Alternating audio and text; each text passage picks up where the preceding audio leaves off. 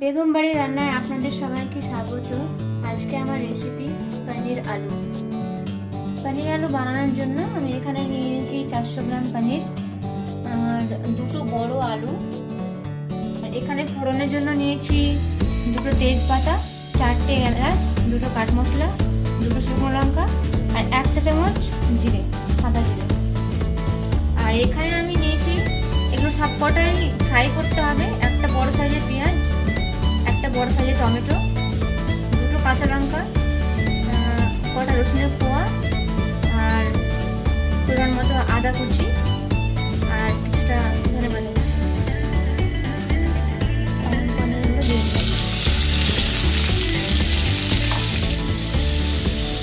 একটু লবণ দিলাম আর একটু হলুদ দিলাম।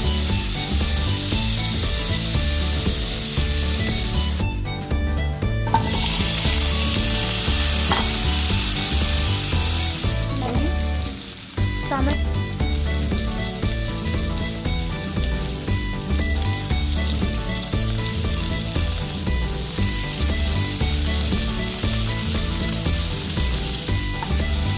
পেঁয়াজ, টমেটো, রসুন, আদা এগুলো সবই হালকা নরম হয়ে এসেছে।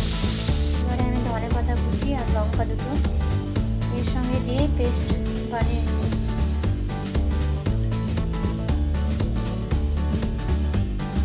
এবারে ফোড়ন দেব।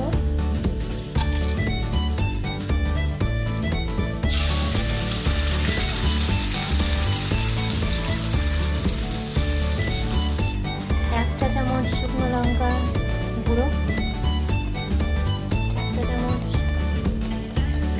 কাশ্মীরি লঙ্কার গুঁড়ো, 1 চামচ ধনের গুঁড়ো, আবার হলুদ দেবো,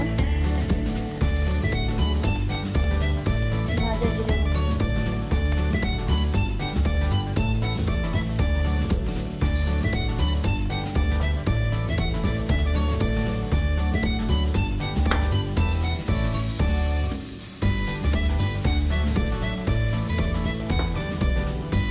পনিরগুলো প্রায় কষানো হয়ে গেছে আলুর সঙ্গে। এবার আমি জল দিয়ে দেবো। জলটা গরম ইউজ করতে হবে। যে কোনো রান্নায় আমি গরম জল ইউজ করি, কারণ এতে আমার মনে হয় টেস্টটা বেটার হয়। এখানে কিছুটা আমি বাটা দিয়ে দিলাম, প্রায় 1 চা চামচ মতো।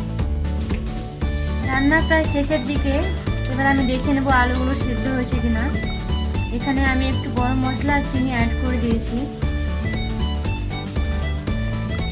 সেদ্ধ হয়ে গেছে আলু, রান্না আমার কমপ্লিট।